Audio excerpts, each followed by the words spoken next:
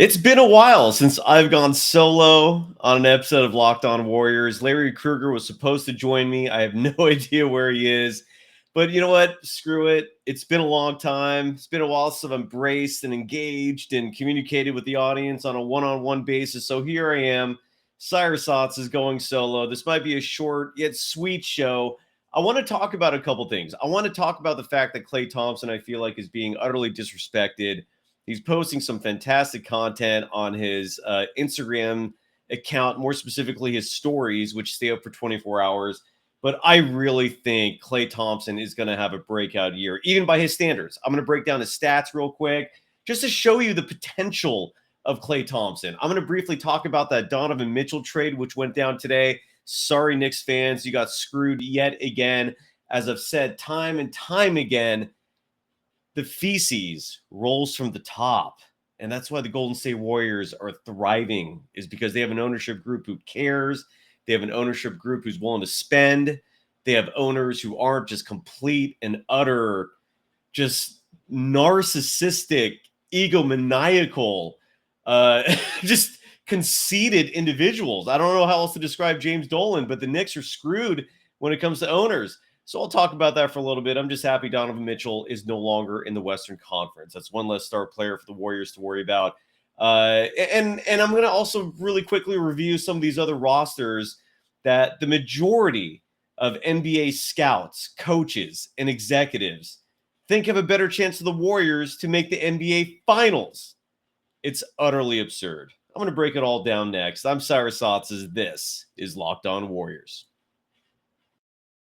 You are Locked On Warriors, your daily Golden State Warriors podcast.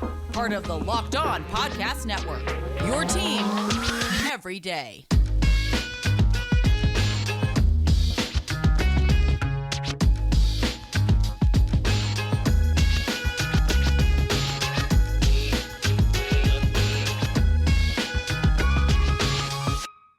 Thank you for making Locked On Warriors your first listen every day. We are free and available wherever you get podcasts. You can follow me, Cyrus Saatsaz, on Twitter at DogSurfRoadshow. You can follow this program on Twitter at Locked On Dubs, where we give you updates on the schedule, all the good news that comes with this program. And again, I'm really sorry if you were expecting Larry Krueger. I have no idea where he is. The man just straight vanished on me. It happens sometimes, okay? Like usually when I schedule guests, we rarely hit it right at the mark. We were supposed to go at 5:30 today. Maybe he's just running late. He has the link. He can jump in with me at some point. So if you see him, don't be surprised. But at the same time, I was thinking about it. And I'm like, you know what? It's been a while since I've gone solo on this tip. And let's start off. And again, I'm going to take all chats. This is a live show. I'm going to start off with Kamal Hazan. Kamal, you've been hating on me on those comments, man. I've been reading that.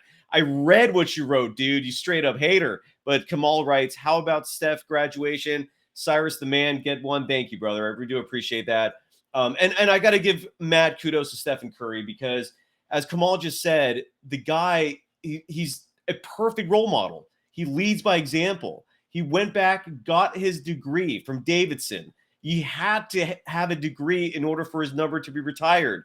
And if you follow me on Twitter, I posted the video yesterday of Stephen Curry actually walking to the podium to get his diploma, which those are never handed to you, folks. Those are earned. So kudos to Stephen Curry. I just can't believe how ecstatic Dub Nation is to have Steph Curry as the face of the franchise. I mean, it's unbelievable luck to have him, the best player in the NBA, as the leader of this franchise. I also want to address one thing real quick before we get rolling. I want to really touch on Klay Thompson again, a man who I really feel is disrespected. And I'm going to break down some numbers of his to show you what the potential is, because I think offensively, and I mean this from the bottom of my heart, I really think offensively, Klay Thompson might have a career year this year. He's due. But first off, I want to make something very clear. Because every now and again, someone calls me a homer, and they only call me a homer when I'm not criticizing the Warriors and I'm pumped up about the Warriors. I don't remember anyone calling me a homer a month and a half ago when I was criticizing the front office for not re-signing Gary Payton II. But the moment I'm glowingly raving about this team, the homer card comes out. Let me make one thing very clear. If I was hosting a Locked On Bulls show in the 90s, I would sound just like this about the Chicago Bulls. if I was hosting a Locked On, if I was hosting a Locked On Warriors show in the 90s, I would talk about this regarding the Chicago Bulls. If I was hosting Locked On Warriors in the early 2000s, I'd be talking about the LA Lakers the way I talk about the Warriors right now. The Warriors are just greatness personified. This is a damn dynasty. How am I supposed to talk about them? They are the best team in the NBA, bar none. There's no one that even comes close, in my humble opinion. Bucks, yeah, second in the totem pole, a distant second, and then the Celtics are worthy of being in the conversation. That's it. If you want to talk about the Clippers, they got talent, but they did not even make the playoffs last year. There's no one else in the West outside of the Memphis Grizzlies, grossly underrated, who deserve to be in the conversation with the Golden State Warriors. The Clippers are already overrated. Ty Lue has never won more than 47 games in the regular season as a head coach. People were calling for Steve Kerr's head last year because they wanted Ty Lue. Give me a break, man. So the point is the Warriors, they're just that good. This is not me pulling some homer card. This is not me coming here saying that because I like this team, they're the best and that this is a biased take. No. They're the defending world champions. They've won 4 titles in 8 years. They've been to 6 NBA finals in 8 years. In 8 straight years, when the Warriors go to the playoffs, they're going to the NBA finals. Only truly great teams do that. The Blasian Warrior writes, hey, Cyrus, I still feel like the Dubs are shaping their roster with secret key moves. Thoughts? The only secret move remaining would be Andre Iguodala's spot. If Andre Iguodala decides to come back, it is fascinating to me that they're just waiting and giving him that amount of space. I love it. He deserves that respect, but it's kind of weird that you're waiting this long because what if he decides to retire? Now you have a 14th hole to fill, and I have no idea what they're going to do with that. Every time I bring the conversation up with my sources or just with, insiders, no one's really grilling the Warriors about it. No one in the Warriors seems to have a panic button in regard to the 14th roster spot. They seem comfortable with regardless what Andre Iguodala decides to do. But no, the roster's set. And I think the roster is set mostly because of the fact that they have a lot of faith in these youngsters. They have a ton of faith. And I think Moses Moody is who they have the most faith in, and rightfully so. Moses Moody is due for a potentially big year. I was saying at the end of last year, I think Kuminga is going to give you 15 points per game. That might actually be Moody. I think Kuminga still could have an incredible season. I just don't know if the maturity is there yet. What I want from Jonathan Kuminga is for him to show up at practice, to show up at the Chase Center doors at the same time every morning that Stephen Curry and Jordan Poole are there. When Jonathan Kuminga starts giving me that level of work ethic, my maturity worries are going to be put aside, and I'm stoked. But I still think Jonathan Kuminga is that damn good. And then James Wiseman, I'm hearing some phenomenal things about him. Folks, James Wiseman could be one of those players who 6 months from now is the talk of the NBA. I kid you not. He has that potential. And then you got guys like JaMychal Green, an incredibly solid vet. Dante DiVincenzo, someone I'm not super familiar with, but universally, when I've asked people about him, glowing reviews coming back. So how could I not feel this amazing about the Warriors? Matt Brotherton writes, don't take for granted how amazing it is to cover an elite team like this. You're damn right, dude. I don't take it granted for a second. I am so grateful to be in this position. And it's not just the fact that they're this great. I mean, I grew up on this team, man. I do love this team, but I'm not afraid to criticize them. They're not, I'm not a cheerleader for, man. But Matt, I totally hear what you're saying, and I appreciate that. Kamal Hazan comes back. No, you broke my heart. Okay, I take it back, Kamal. Maybe you were joking that one time, but I saw a comment where you were kind of criticizing me. Maybe it's for talking about KD too much, and maybe you were just being sarcastic. Regardless, dude, I'm playing, man. I don't take any of this stuff seriously. We're talking about sports for crying out loud.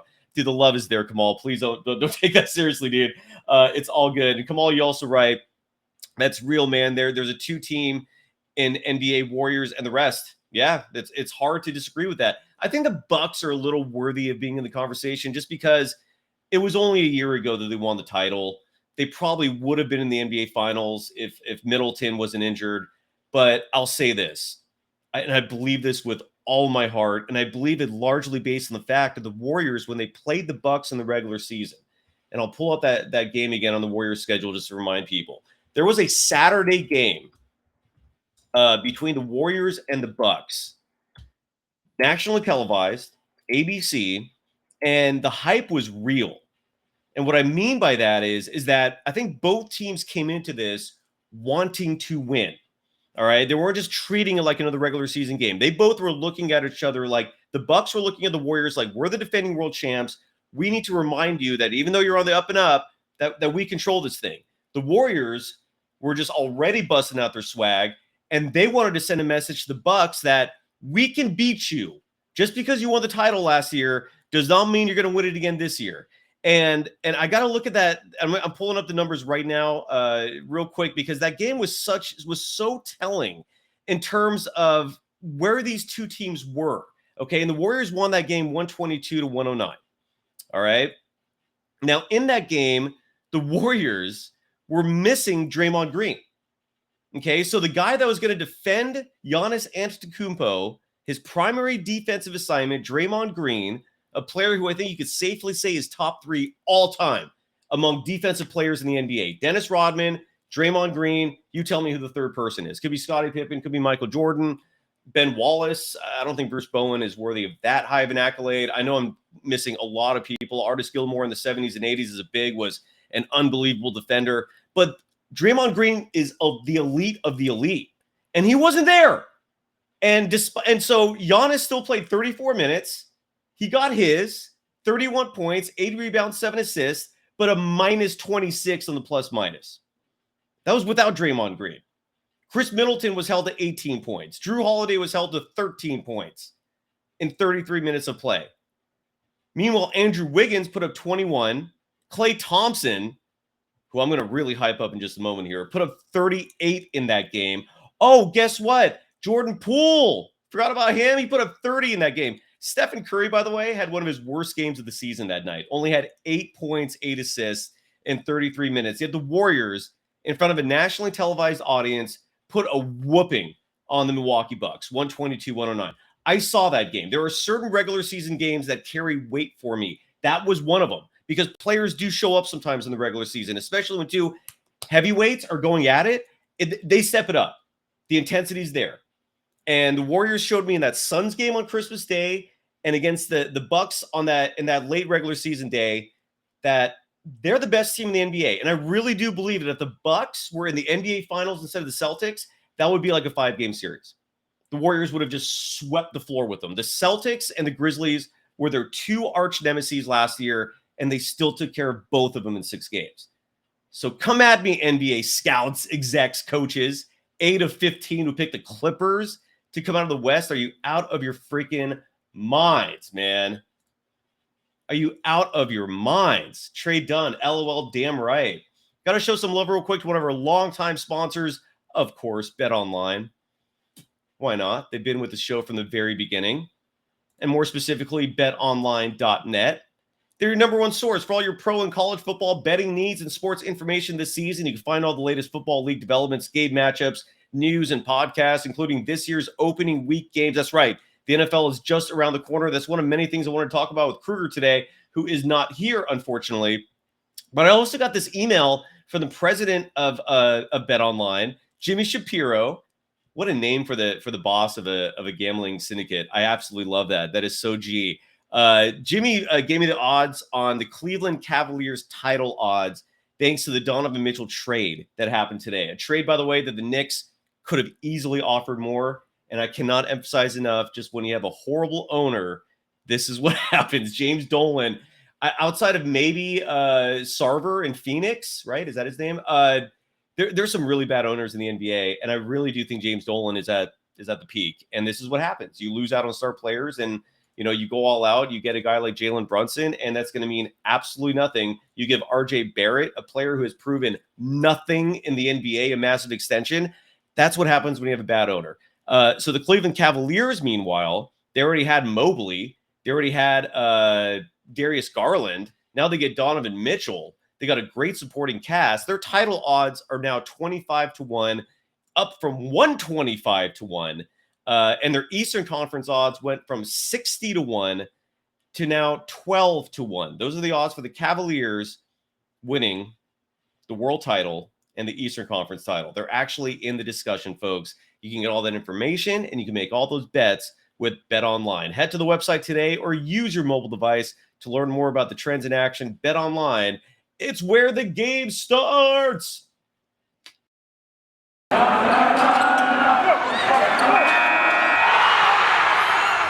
are Locked On Warriors, your daily Golden State Warriors podcast. Part of the Locked On Podcast Network, your team every day. Thank you for making Locked On Warriors your first listen every day. Now for your second listen, go check out the Ultimate Pro Football Preview 2022, an 8-episode extravaganza to get you ready for the NFL season. The local team experts of the Locked On Podcast Network, plus a betting angle from Lee Sterling of Locked On Bets, all combining into one ultimate NFL preview. Search for Ultimate Pro Football Preview 2022 on your Odyssey app, YouTube, or wherever you get your podcasts. I'm Cyrus Saatsaz, solo today. Larry Krueger was supposed to join me. I still don't know what happened to him. I hope you're okay, buddy. It's been a long time since I've done a solo show here. There's a lot of chat comments. Let me just get to these, and I can't screen them because I'm by myself, so these are just on the fly. Donovan Burrell writes, "What's up, man? Do the Warriors are looking to sign a free agent for one roster spot? Probably not, but that really is a mystery. I mean, all indications seem to be that Andre Iguodala is going to come back for one more season, and that's the final roster spot. They're not going to add a 15th player. Mac McClung, if Iguodala retires, might take that spot. That rookie center from Purdue might sneak in there. I really don't know what the plan is. It might also be Quindary Weatherspoon. They might decide to give him a guaranteed deal. I don't know. I really don't know. But something tells me it's not going to be a veteran, because a veteran minimum contract still costs the Warriors more money than giving it to someone like McClung or Quindary Weatherspoon. So that would be my guess. I don't think they're going to pursue a free agent. I would like it. I wouldn't mind having one more veteran off the bench who can give you offense. I think defensively they're sound. I think they're set defensively, really. But at the same time, look, man, this is a team that right now they're 13 deep. Most teams in the NBA are not barely 8 or 9, 10. The Warriors are 13 deep with pure talent, so they're fine. They're going to be okay, I promise. The Blasian Warrior writes, "Oh, defensive players. Oh my God, we went on this topic here. Sidney Moncrief was an elite defender back, I think, in the late 70s and 80s. Correct. Not to mention they didn't have the Defensive Player of the Year back then. That's a great point. And the one player I totally missed that the Blasian Warrior brings up, Gary the Glove Payton. Joe Dumars was amazing. And a European guy that locked up MJ. He did not lock MJ up. You're talking about Drazen Petrovic, I think was his name, who sadly passed away at a young age. He never locked him up, but so I wouldn't put him in the conversation. Maybe he was a good defender, but moving on to questions here. Kamal Hazan writes, he has one question. What do you think about James Wiseman this year? I think a lot of people could be surprised. What I'm hearing, I'm not hearing much about Kuminga. I've heard some things about Moody. CJ Holmes was on the show last week, great Warriors insider, and he'd heard a lot about people talking about Moses Moody and really just excited about what's to come. James Wiseman, though, I'm hearing a lot of stuff. I'm hearing that he's putting in the work. I'm hearing that his knee feels fine. I'm hearing that he's getting a grasp of the system, and that there could be some phenomenal things coming from him. And James Wiseman is one of the many reasons why the Warriors could be so much better this year, because you're essentially swapping Nemanja Bjelica for Wiseman. You're gaining size. You're gaining athleticism. Wiseman is a sneaky, underrated three-point shooter, has great form. Wiseman is much more athletic. He covers the court a lot faster. He attacks the paint a lot better. Could be a better defender because of his size. Dude, it's just there's no it's hard to describe how excited I am about him. It really is. So I hope that answers your question. A lot of people have talked about Wiseman and in terms of his potential. It's huge. You know, when I've said in the past that people have thrown similar names like Kevin Durant, Giannis Antetokounmpo, in terms of being synonymous with James Wiseman, and people scoff at that. But the people that are telling me these things are like Hall of Fame players, not just Rick Barry, former and current players, scouts, former GMs. I'm hearing it universally. And I talk to a lot of people, folks, in the NBA. James Wiseman, to the experts. When I say experts, I mean people who legitimately played this game and or have led NBA players, and they all think Wiseman's potential is sky high. Like he could be one of the best bigs in the NBA. So you can be a little excited about him. You can. I mean, cautiously optimistic, right? I mean, their injuries are something that are completely uncontrollable. He is still a very young player who's largely unproven, but there's no question from everything I've heard from people that when it comes to potential, sky high.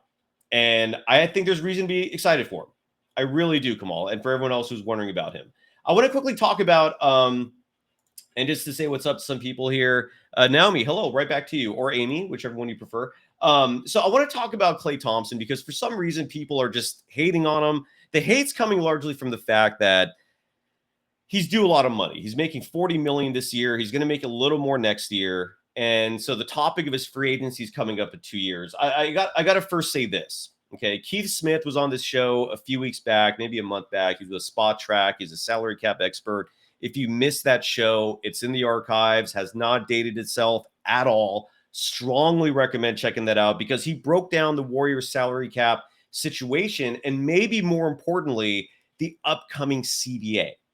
And what's likely going to happen, and Keith felt great about this, and a lot of other people felt great about this, is that the CBA is going to be revised to no longer penalize teams who go over the cap when they're spending money on their own draft picks. Logical, right? Makes sense. And the Warriors are a team that are not going to be penalized. So a lot of the extra tax money that they've been spending, I mean, they're going like well over double what they spend just on payroll in terms of luxury tax penalties. All of that could be wiped away. And if you're wiping that away, we already now know the Warriors' budget is approximately $350 million, right? So because that's what they're spending, or at least close to that. So if you take away luxury tax penalties, they can easily give Draymond Green his max extension. They can easily give Klay Thompson another extension. They can easily start setting up for big deals for Poole, Kuminga, Moody, Wiseman. And so the only player that would be a penalty would be Andrew Wiggins. That's it. So stay calm, okay? Like when you talk about the future of the Warriors and who to keep, who to let go, the team is waiting on that CBA to be revised, and all indications are they're going to stop penalizing teams for their own draft picks because if they keep this rule in place, teams like the Oklahoma City Thunder, who are the very definition, the epitome of a small market team, are going to be screwed.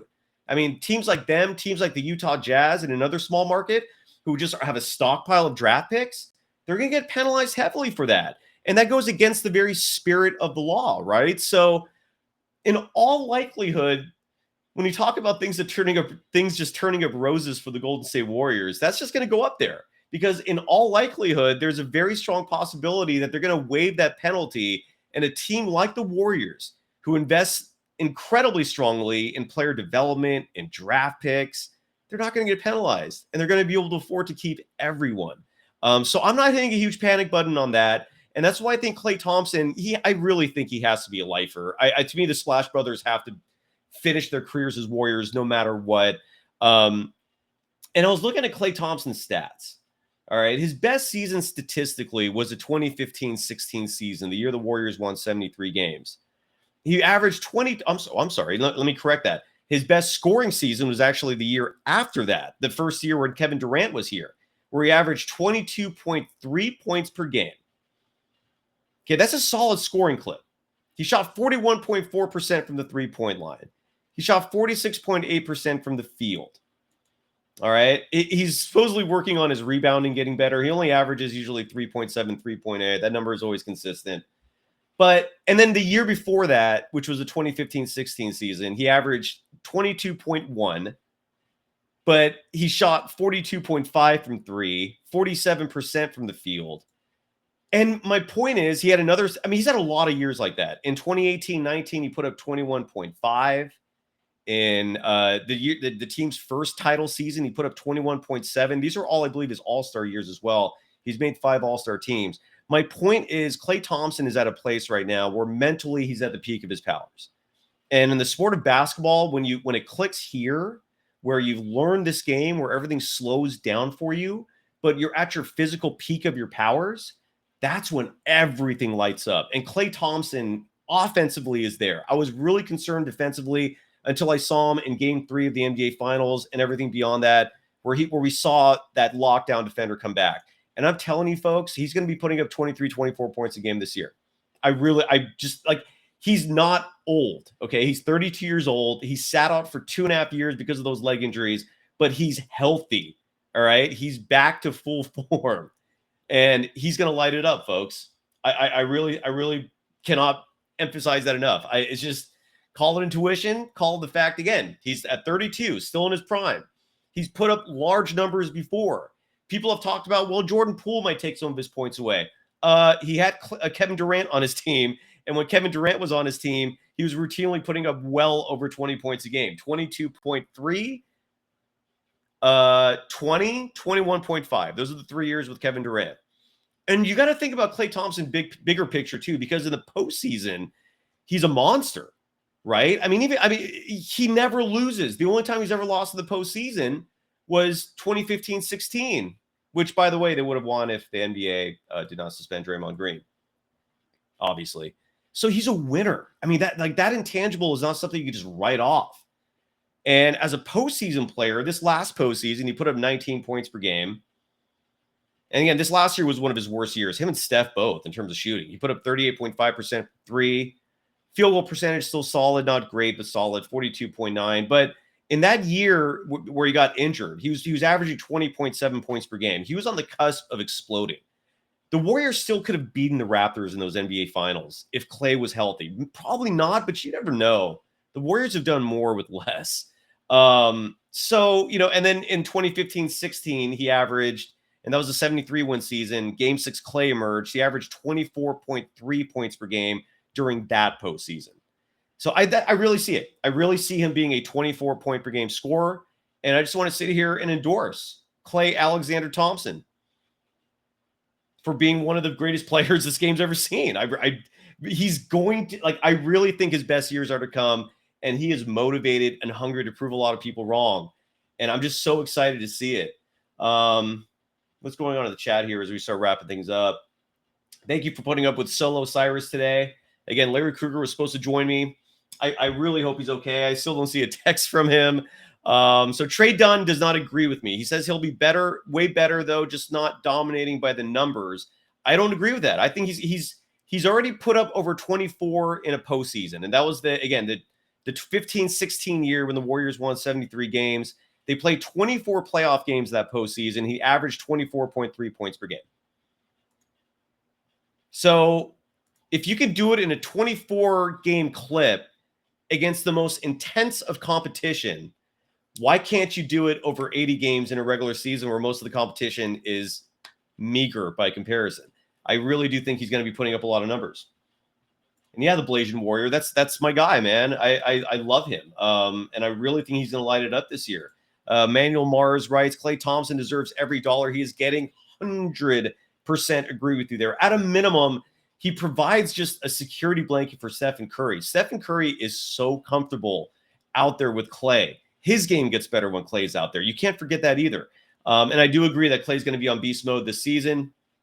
I love Trey. You really think I'm ranting? Is that what this show is? You said I showed up late and you're already ranting, so I couldn't help myself with the LOL. I agree that the Dubs are the best, but your enthusiasm and your ability to assume slander from anyone with the audacity to compare or root for the other 29 is off the charts. You could root for the other 29. I said this at the beginning of the show and you missed this.